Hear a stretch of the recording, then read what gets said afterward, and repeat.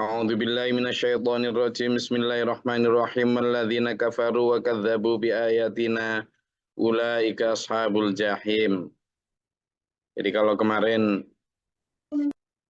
orang-orang yang beriman,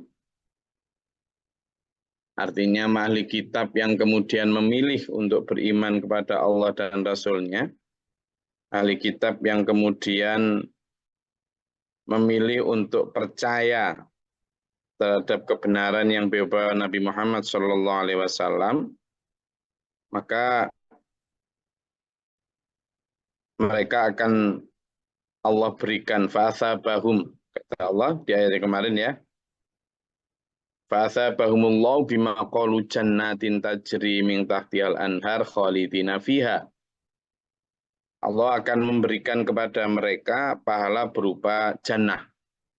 Itu bagi ahli kitab yang memilih untuk ikut percaya, kemudian taat kepada aturan Allah yang disampaikan oleh Nabi Muhammad SAW.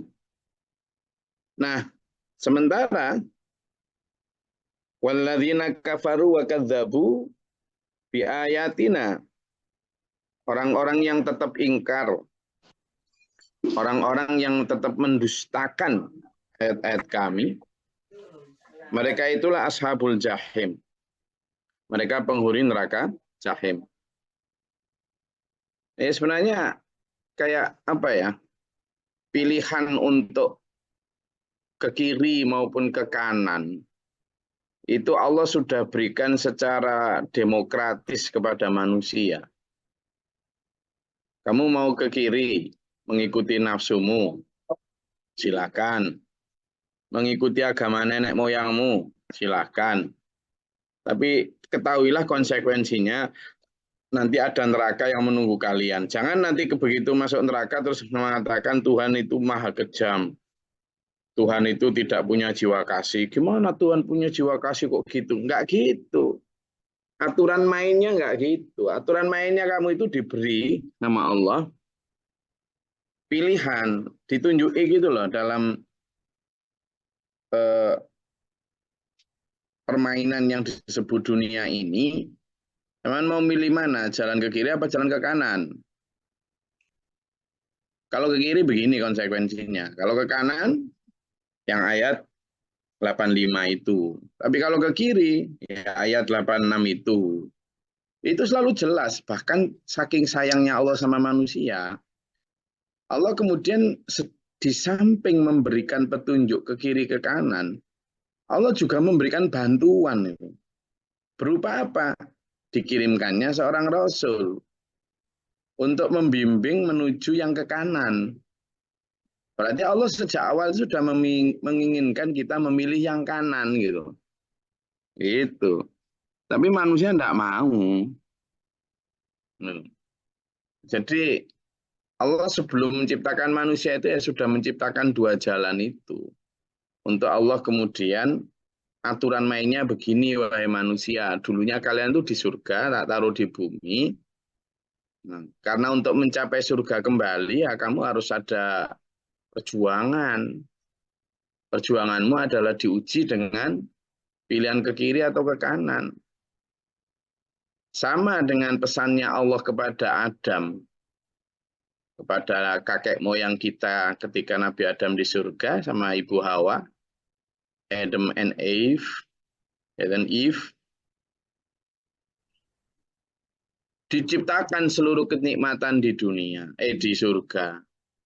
Tapi Allah juga membuat berupa pohon khuldi. Lalu diberitahu nikmati semua yang ada di surga ini, tapi la taqroba hadhihi syajarah. Jangan kalian berdua mendekati pohon ini. Jangan, kata Allah. Nanti kamu jadi orang yang rugi. Nah, berarti kan Allah sudah memberitahu jangan gitu. Nah di dunia juga begitu, kepada ahli kitab disampaikan janganlah kamu melampaui batas, kamu itu percaya sama apa yang diturunkan kepada Muhammad sebagai seorang nabi. Kamu boleh percaya kepada Injil dan Taurat, tapi ketika aku menurunkan aturan pengganti yang baru, kamu ya harus taat sama yang baru itu. Allah kan begitu. Nah, di antara mereka ada yang kemudian yang kemarin kita pelajari wa idza sami'u ma unzila ila rasul itu. Ada itu adalah pendeta dan para rahib Yahudi atau para pendeta Nasrani itu yang jadi asbabun nuzul itu. Di mana mereka kemudian karena mendengar kebenaran yang Allah turunkan melalui Nabi Muhammad Shallallahu Alaihi Wasallam, lalu taro ayunahum tafidu minat dam'i, lihatlah mata mereka bercucuran air mata, mimma arafu minal haqq, karena mereka melihat apa? Kebenaran. Ada yang memilih kemudian begitu, lalu berucap, Rabbana amanna faktubna ma'asyahidin. Ya Allah, catatlah kami, masukkanlah kami ke dalam golongan orang-orang yang bersaksi. Tapi ada juga yang kemudian masih bengkelo, memilih jalan kiri, kekeh pada keyakinan dan tradisi nenek moyang mereka. Nah, yang berbahaya itu adalah, atau yang kasihannya itu adalah yang memilih jalan kiri pun itu tidak merasa bahwa dia keliru. Lebih lagi dia merasa bahwa dia sedang mempertahankan agama. Oh, jadi dia sedang memperjuangkan agama. Dia sedang berpegang teguh pada keimanannya. Begitu.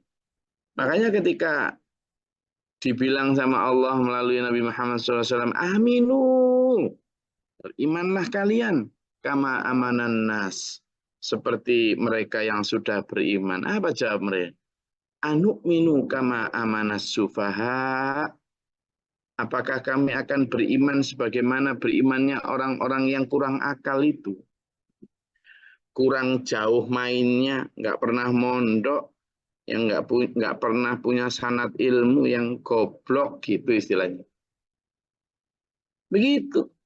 Jadi bahkan yang memilih jalan kiri pun, yang tidak mau taat sama Allah dan Rasulnya, itu masih merasa bahwa justru mereka yang mempertahankan kebenaran, sementara orang yang mengikuti Nabi Muhammad SAW itu dianggap sebagai yang tersesat, murtad dari agama nenek moyang. Jadi sudut pandang yang berbeda melahirkan konsep pemikiran yang bahkan sangat kontradiktif. Jadi ya jangan heran kalau kemudian justru orang-orang ahli kitab atau orang-orang kafir Mekah yang mengatakan Muhammadlah yang tersesat. Muhammadlah yang bikin keonaran, kerusakan. Lah iya, dulu nggak ada ajaran Islam itu ya, peribadatan umat ya enak-enak saja, rukun-rukun saja, damai-damai saja. Ya karena Nabi Muhammad SAW, kalau mereka nyebutnya kan Muhammad gitu aja. Karena Muhammad hadir dengan agama barunya, jadinya kita banyak nih berantem antara bapak sama anak. Yang satu milih ikut, yang satu enggak. Akhirnya berantem. Jadi banyak memecah belah keluarga Muhammad ini. Itu menurut pandangan orang. Ada yang suaminya ikut, istrinya enggak. Ada yang istrinya ikut, suaminya enggak. Akhirnya berantem. Wah, ini benar-benar bikin kacau Muhammad ini. Menurut orang kafir. Jadi alasan mereka kemudian berencana untuk membunuh. Itu memang alasan yang menurut pandang mereka logis. Jadi kalau kita lihat bahwa Walladzina kafaru wa kadzabu bi ayatina, itu kan dalam sudut pandang Allah dan Rasulnya, bahwa orang-orang yang mengingkari dan mendustakan ayat-ayat kami, tapi dalam sudut pandang orang-orang itu enggak kafir. Kami kafir apa? Kami ini justru mempertahankan kedamaian, ketentraman, ketertiban masyarakat yang diobrak-abrik oleh Muhammad, gitu mereka itu. Makanya ketika dibilang la tufsidu fil ard, janganlah engkau membuat kerusakan di muka bumi. Apa jawab mereka? Lalu mereka menjawab, innama nahnu muslihun. Lolo ya porek, kami ini yang justru membuat kebaikan di muka bumi, mempertahankan kebenaran. Ya kamu itu yang bikin kerusakan. Itu. Tapi dalam sudut pandang Allah, ala innahum humul mufsiduna walakin la ya. Tapi mereka yang nggak ngerasa, nggak tahu. Mereka walakila yash'urun. mereka membuat kerusakan tapi mereka tidak ngerasa. Sementara yang tadi, ketika anuk minu kama amana sufaha, apakah kami akan beriman seperti berimannya orang-orang yang kurang akal itu? Tapi kata Allah, ala innahum humus sufaha walakin la ya'lamun. Ingatlah sungguhnya mereka lah yang kurang akal atau bodoh, tapi mereka tidak tahu. Jadi sudut pandang Allah menganggap mereka bodoh, sudut pandang mereka menganggap Allah lah yang dan para orang beriman yang bodoh. Ya, jadi ketika di sini ada kadzabu bi ayatina, kita ayo ngaca pada diri kita.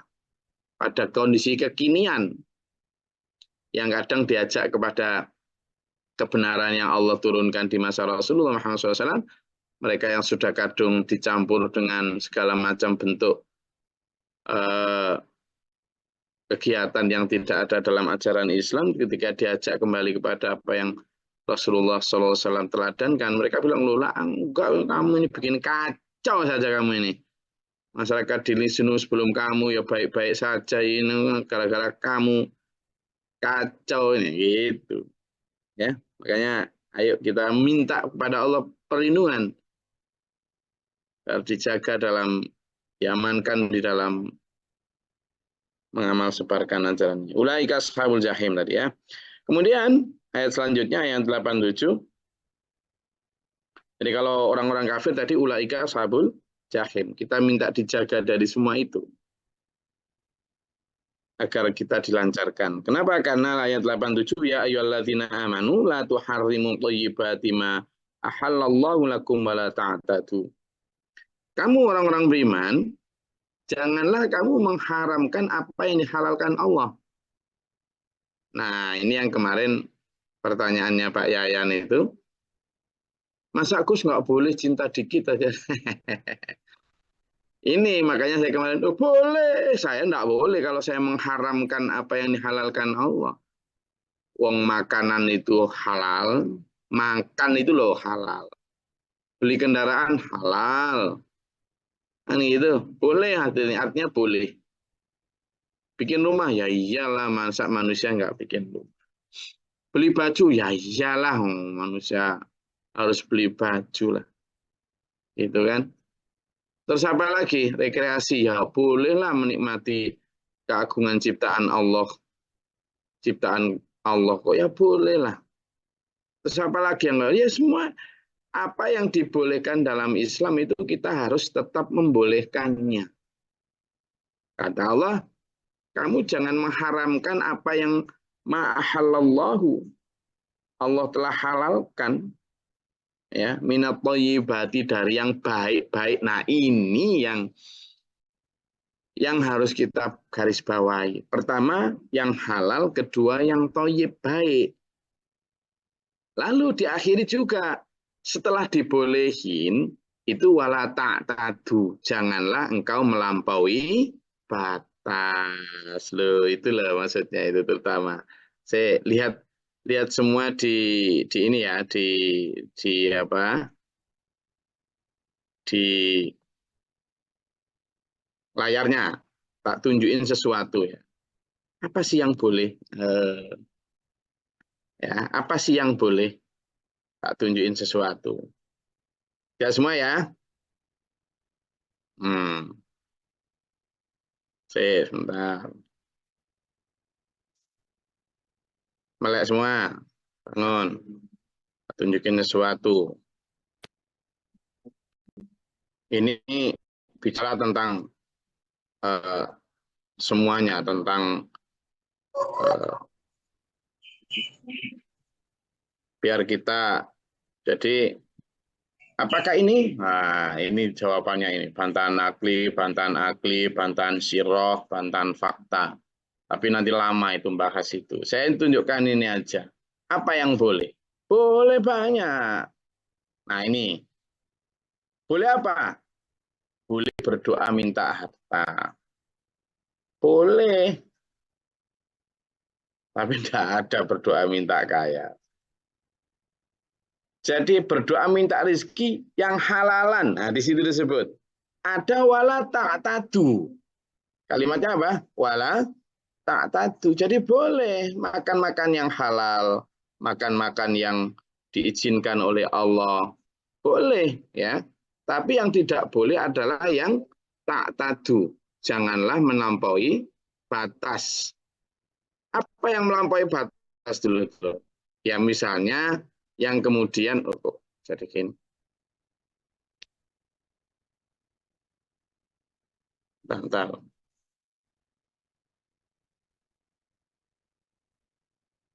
Yang tidak boleh adalah yang melampaui batas. Nah, yang melampaui batas ini loh yang kemudian dilarang oleh Allah. Jadi kebolehan itu tetap diberikan Allah batasan. Yang tidak boleh itu adalah yang kemudian tidak ada batasan, misalnya ini. Boleh bekerja keras.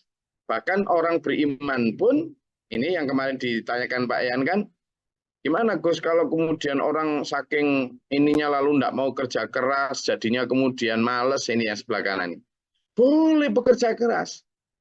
Orang mukmin jauh lebih keras kerjanya karena apa? Persiapan dua kehidupan. Nah, kalau orang kafir kan hanya satu kehidupan. Ya. Urutannya apa? Boleh minta rezeki itu boleh, tapi urutannya apa? Minta ampunan dulu. Ya kan? Astaghfirullah rabbal baraya. Astaghfirullah minal khataya. Kan? Minta ampun dulu dari segala kesalahan, dari segala dosa. Rabbi zidni ilman nafi'ah. Yang kedua, yang ketiga minta ilmu manfaat. Wa wafiqni amalan maqbula, dan tunjukilah aku amal yang diterima ya Allah. Baru yang kelima, wa yahabli rizqan halala. Ya Allah, berikanlah aku rizki yang halal. Halal dulu. Boleh minta rizki tadi. Baru minta rizki. Lalu ditutup dengan apa? Wa tub alaina taubatan nasuha. Jadi, kemudian kata Allah, baik kaya maupun rizki harus dimanai secara luas, bukan hanya tentang harta. Maka kebolehan tadi sekali lagi adalah ini. Maka sohau, bagaimana cara kita? Di situ wala ta'tadu, kata Allah. Ini lihat nih. Terus bagaimana kita? Nikmat berupa dunia, baik makanan, harta, jabatan, segala macam, itu ini, lihat. Yang ada saya tulis itu. Itu semua racun. Maka perlakukanlah sebagai racun. Racun itu ada manfaat? Ada. Tapi bahaya juga kalau nggak benar cara memperlakukannya. Perlakukanlah sebagai pisau tajam. Manfaat pisau, manfaat banyak. Tapi hanya orang dewasa yang bisa menggunakannya. Jangan anak kecil suruh pegang. Kan gitu. Lalu itu adalah alat, bukan inti.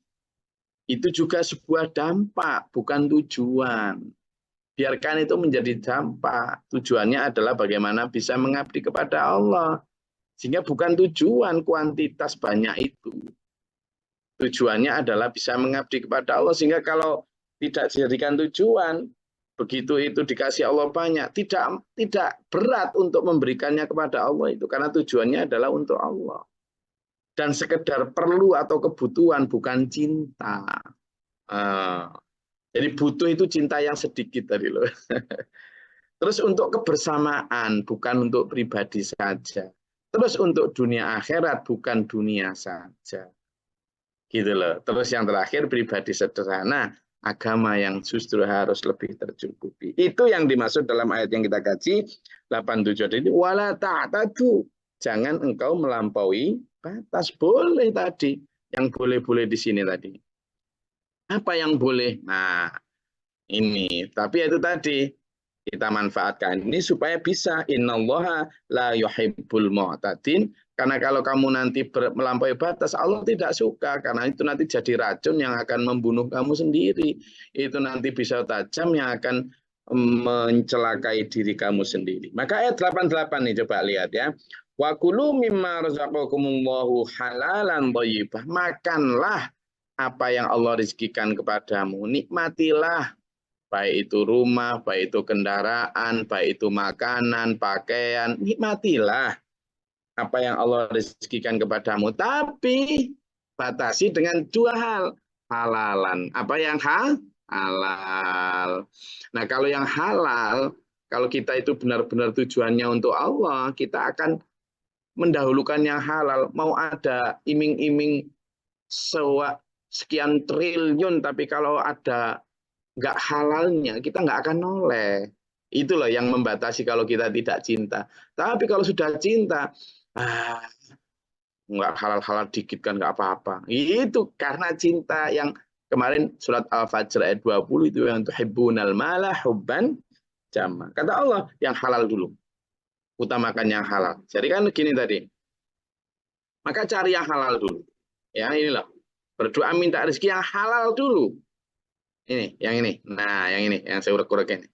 Yang halal dulu. Bukan yang kathiro dulu, bukan yang banyak, tapi halalan dulu. Nanti kalaupun dikasih Allah banyak, ya nggak apa-apa. Tapi biarkan itu menjadi dampak dari kerja keras yang ini. Itu. Maka halalan. Lalu yang kedua, yang toyib. Meskipun halal tapi nggak toyib, jangan. Maksudnya apa? Ada yang halal tapi kemudian membuat kita sakit. Itu nggak toyib berarti. Ada yang halal tapi membuat kita kemudian apa sampai lupa kesehatan dan lain sebagainya. Itu nggak toyib berarti. Maka yang halal juga toyib. Wattaqullahal antum bihi mu'minun, dan dasarilah semuanya tadi, baik nyari rezeki, nyari apa, itu dengan cara bertakwa kepada Allah. Karena yang takwa ini yang akan menjaga kamu tetap on the track, tetap istiqomah di dalam kebenaran. Gitu tuh. Oke, clear ya? Tuh. Jadi boleh kata siapa enggak boleh, tapi ada batasan-batasannya Allah seperti itu. Disilahkan kalau ada yang menyampaikan sesuatu. Monggo, kalau bicara makanan berarti harus menunjukkan sedang bawa makanan. Izin, Gus. Mana makanannya dulu, Mas Saiful? Niki kula, Gus. Apa? Pagi-pagi kerupuk. Kacang, Gus. Ya sudah. Pak Saiful, kulu mimma razaqakumullah halalan. Makanlah kacang yang halal itu. Silakan. Insyaallah, alhamdulillah. Silakan. Niki ada yang historis atau asbabun nuzulnya di sini, catatannya larangan mengharamkan makanan yang halal. Itu seperti apa dulu, Gus? Kok wonten catatan situ seperti itu. Jadi di orang-orang Yahudi dulu itu ada yang tidak diharamkan oleh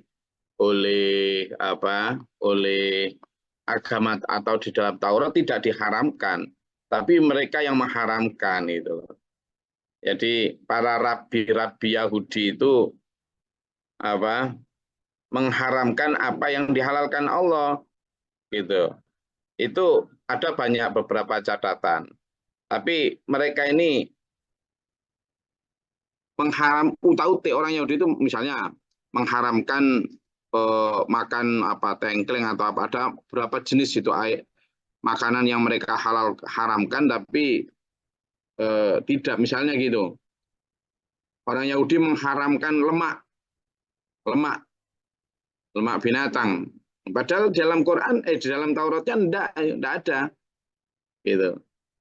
Jadi orang Yahudi mengharamkan lemak yang dicampur dengan daging. Padahal itu kan sebenarnya dalam Taurat enggak diharamkan.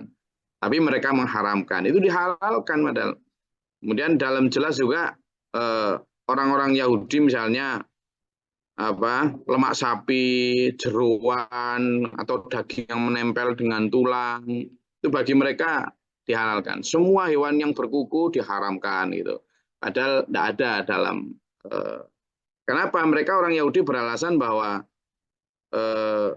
semua itu mentaati ajaran Taurat. Padahal di Taurat tidak ada gitu. Nanti misalnya coba buka dalam surat Ali Imran, Pak Saiful, Ali Imran ayat 93.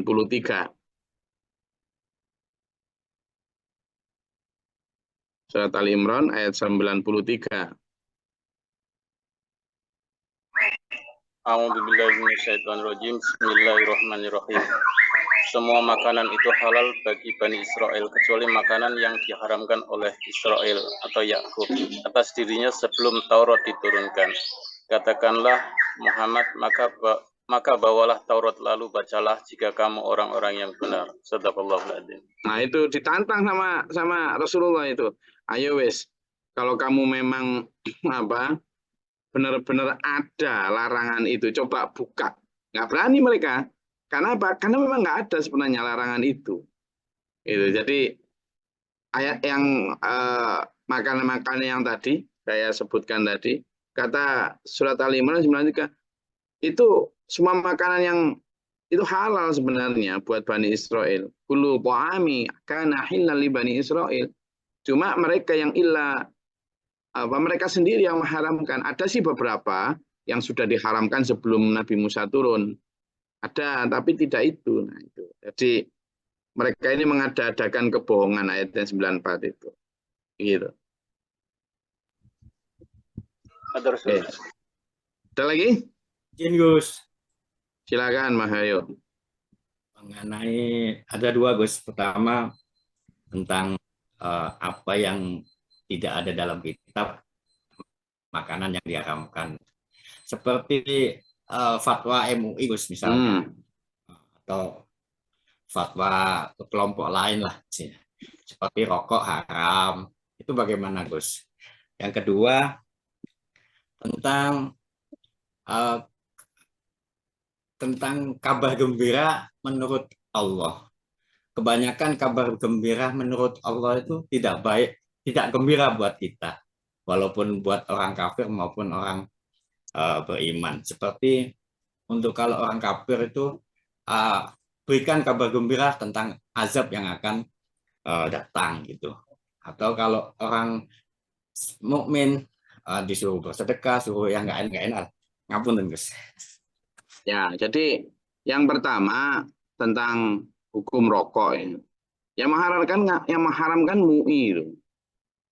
Menurut saya ada satu kaidah yang dipakai oleh MUI untuk mengharamkan itu adalah satu kaidah usul fikih. Memang di dalam Quran maupun hadis tidak ada ya mengharamkan rokok karena memang di masa Rasulullah nggak ada rokok. Nah justru karena nggak ada rokok itu makanya kemudian kalau Rasulullah nggak ngerokok kenapa kamu ngerokok kan gitu dalilnya. Terus yang kedua itu adalah kalau dalam kaidah usul itu ada namanya daf'ul mafasid qaddamu ala jalbil masalih. Meninggalkan mafsadah itu harus didahulukan di dalam pertimbangan halal haram, pertimbangan hukum sesuatu daripada mengambil manfaat. Mungkin buat seseorang yang lain ada rokok itu bermanfaat misalnya. Nggak tahu apa manfaatnya. Tapi lebih banyak mafsadahnya itu jelas. Jadi pertimbangan antara manfaat dan mafsadah itu lebih banyak mafsadah. Mafsadah itu kemudorotan, ketidakbaikan. Jadi kalaupun ada kebaikan di rokok, misalnya kadang orang kan tentang itu ribuan orang bekerja rokok dan sebagainya. Tapi kan tidak bisa jadikan alasan. Soalnya juga jutaan orang bekerja di minuman keras. Masa karena begitu lalu kemudian kita halalkan minuman keras kan ya tidak. Tapi kita fokusnya di mafsadah atau manfaat tadi. Nah, MUI ya kalaupun misalnya mengharamkan itu ya lebih pada pertimbangan itu.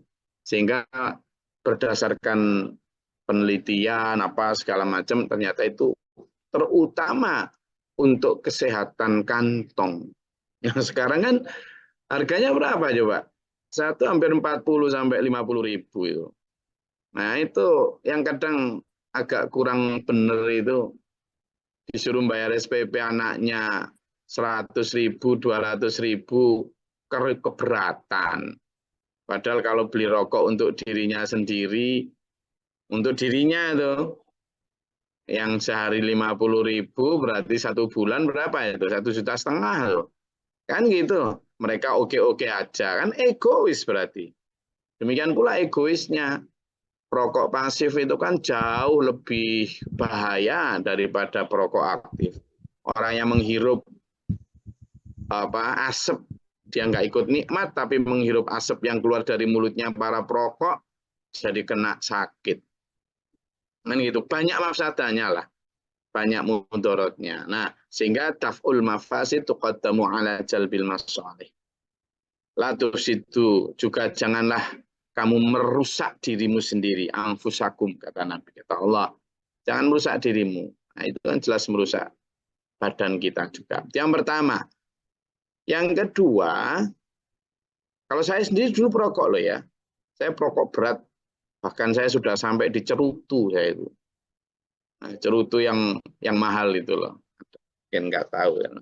Yang mahal itu, yang sudah satu batang itu yang 200-250 ribu itu.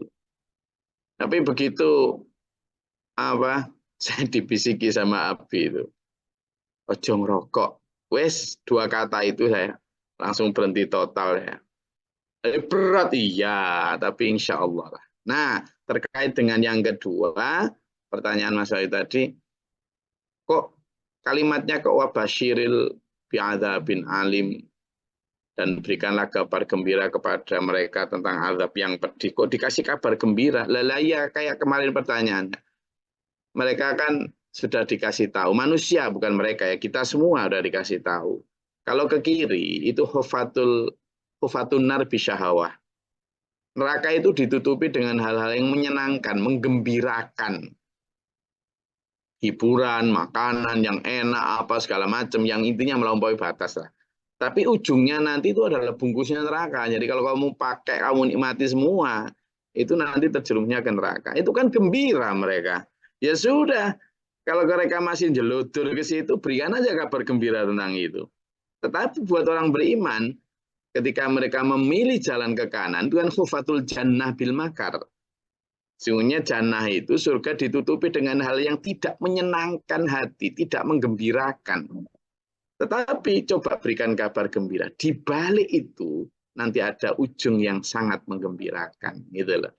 Sehingga gembiranya orang beriman itu memang dicicil sedikit saja yang di dunia. Masih dikasih kok, masih dikasih. Tapi nanti ujungnya yang benar-benar big surprise. Nah, kita di sini juga masih enak. Ntar lagi saya juga mau cari pecel ini. Artinya makan ya tetap enak nyari makan. Nanti kita juga rekreasi. Apalagi rencananya kita berkemah di pinggir danau tanggal 22, 23 itu. Ih, nikmat sekali. Ya kan? Saya bayangkan nanti bawa panggangan, bawa ikan gitu kan. Terus bawa rebana, kita selawatan bareng di pinggir danau. Ih, enak. Mudah-mudahan pas bulan purnama itu. Kan kata siapa nggak boleh menikmati dunia? Boleh. Kan gitu. Ini saya barusan kemarin udah nyampe Jember, alhamdulillah lihat masjidnya sudah mulai 80% lah mau jadi. Terus lihat di Lumajang kita juga sedang bikin rumah, katanya nggak boleh bikin rumah untuk nanti para tamu, untuk kalau dulur-dulur mau bermalam, insya Allah sudah ada tempatnya. Ini ke mana? Ke Mabes ini mau ngajak rekreasi para lansia, para sesepuh-sesepuh ini. Rekreasi nanti saya insya Allah.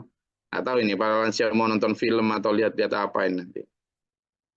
Nah, setelah itu nanti malam atau besok insya Allah lanjut ke Sragen, jemput para tukang untuk jihad menuju Serang. Nah, di sana juga membangun masjid Mekah itu, Serang itu. Nih tak tunjukin masjidnya ya.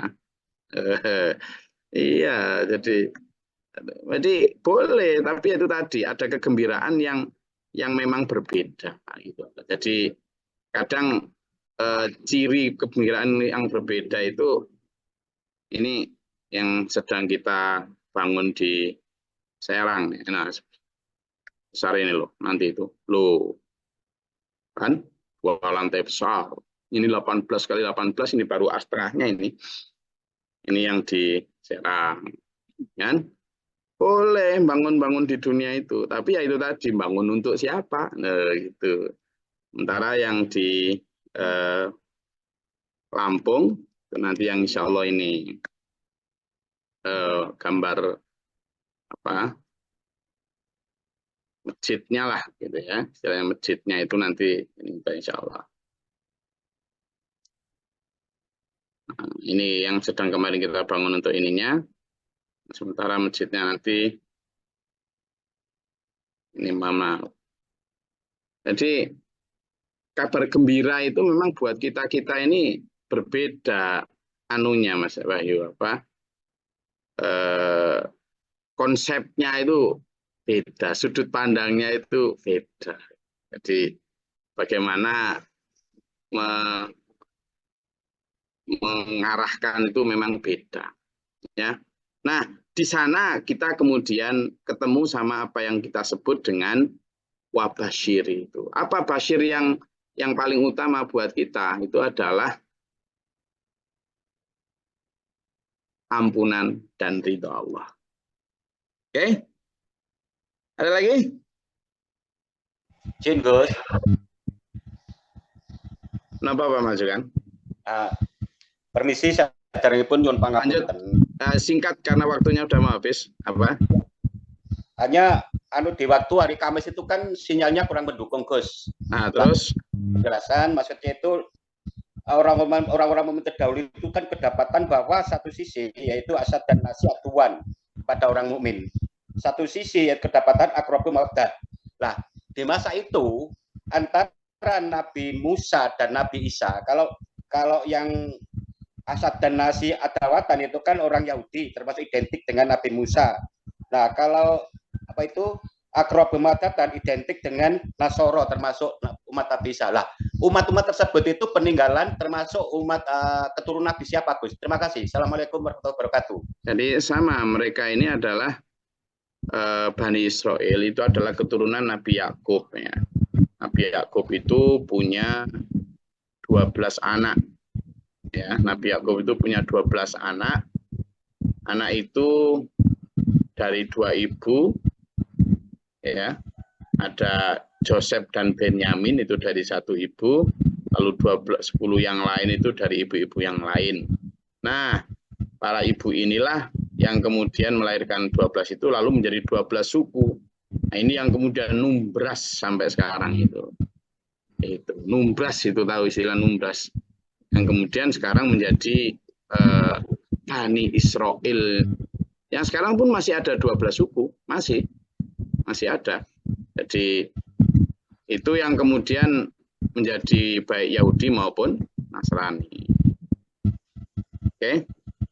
Oh ya, tadi yang belum jadi nanti yang di Lampung insya Allah ini ya. Loh, ini yang sedang mau kita bangun. Gitu Pak Masukan, mau ikut ke Lampung? Nah, ini yang mau kita bangun malam. Nanti ya gitu kegembiraan kita ya kalau Bismillah ini nanti jadi gitu. Itulah. Itu namanya wabasyiril mu'minin. Terima kasih, Gus. Saya rasa itu kajian kita pada pagi hari ini. Semoga bermanfaat dan berfaedah. Tetap semangat. Karena pagi ini perintahnya makan dan minum. Minum yang banyak. Terutama minum yang banyak, makan secukupnya. Kalau minum yang banyak ya. Yang banyak. Karena itu sehat itu. Minum yang banyak, makan secukupnya.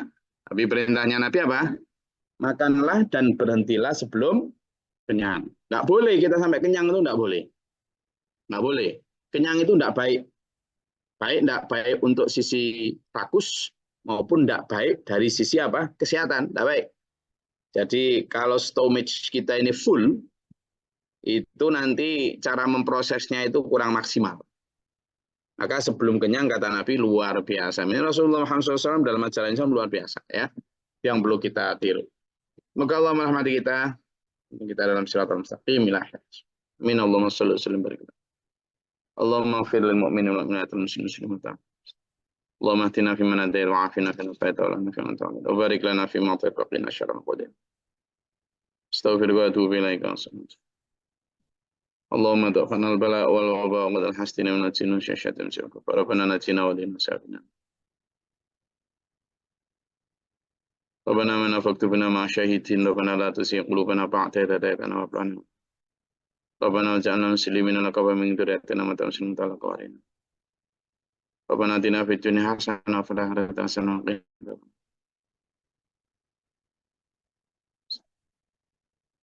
Subhana rabbika rabbil izzati amma yasifun wa salamun Alhamdulillahirabbil alamin. Assalamualaikum warahmatullahi wabarakatuh. Allahumma rahamna bil Qur'an.